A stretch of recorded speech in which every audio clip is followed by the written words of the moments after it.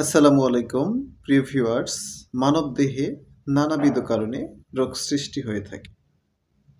According to Ayurvedic medical science অনুসারে মানবদেহে ৩টি কারণে রোগ সৃষ্টি হয়। তো রোগের এই কারণত্রয় বা যে ৩টি কারণে আমাদের মানবদেহে রোগ সৃষ্টি হয় সেই ৩টি কারণ নিয়ে আজ আমি আপনাদের মাঝে আলোচনা করব।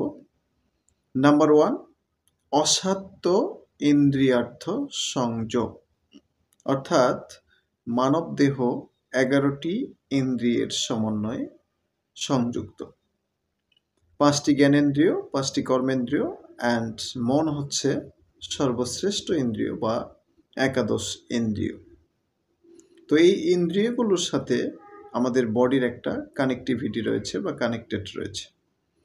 প্রত্যেকটি অর্গান বা ইন্দ্রিয় যদি সঠিকভাবে কোনো কিছুকে গ্রহণ না করে তাহলে মানবদেহে রোগ সৃষ্টি হয়ে থাকে। সাপোজ ধরুন গানের সুর আমাদের শ্রুতিমধুর অর্থাৎ খুব ভালো লাগে,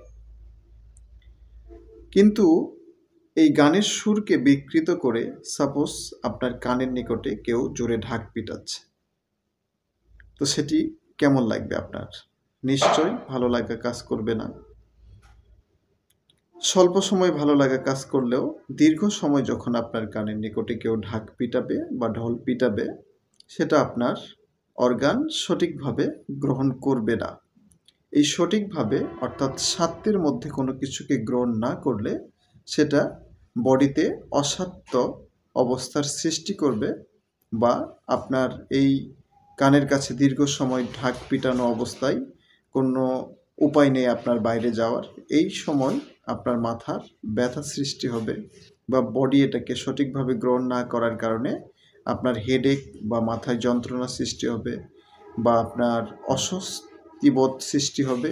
বডি বা মাইন্ড এটাকে সঠিকভাবে গ্রহণ করবে না। এই সঠিকভাবে গ্রহণ না করাটা আমার রোগ সৃষ্টির একটা প্রধান কারণ। অর্থাৎ আমার ইন্দ্রিয় যদি কোনো কিছুকে পজিটিভলি না নেয় বা স্বাচ্ছন্দ্য বোধ অবস্থায় গ্রহণ না করে তাহলে সেটা রোগ সৃষ্টির একটা প্রধান কারণ। তো according to Ayurvedic medical science এই ওয়ার্ডটিকে বলছে অসাধ্য ইন্দ্রিয়ার্থ সংযোগ, অর্থাৎ আমার ইন্দ্রিয় যেটা স্বাত্য অবস্থায় নিচ্ছে না বা গ্রহণ করতেছে না, সেটাই আমার রোগ সৃষ্টির একটা প্রধান কারণ হতে পারে।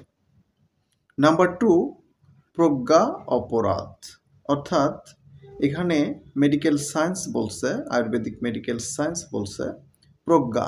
প্রজ্ঞা শব্দের অর্থ জ্ঞান বা বুদ্ধি বা ধৃ, অর্থাৎ আর অপরাধ বলতে আমরা বুঝি কোনো অপকর্মে নিজেকে লিপ্ত হওয়া বা যে কাজটিকে আমার সমাজ বা আমার মাইন্ড পজিটিভলি নেবে না বা অপকর্মের মধ্যে পড়ে যায়, সেটাই হচ্ছে অপরাধ।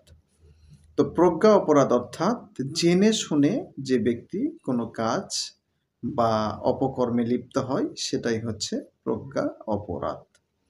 অর্থাৎ আমার বডি বা আমার জানা সত্ত্বেও, আমার মনের ভিতরে কোনো কিছু জানা সত্ত্বেও সুন্দরভাবে গ্রহণ করলো না কোনো কাজকে, সেটা হচ্ছে প্রজ্ঞা অপরাধ।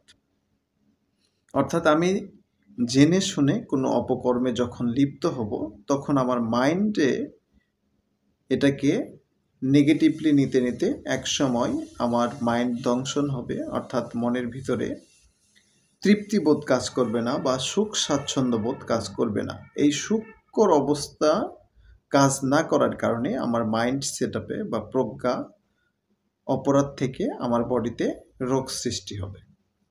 অর্থাৎ আমি জেনে শুনে কোনো অপকর্মে লিপ্ত হলাম, এটা আমাদের প্রজ্ঞা অপরাধ। এই প্রজ্ঞা অপরাধ দ্বারা আমাদের বিভিন্ন রোগ সৃষ্টি হয়ে থাকে।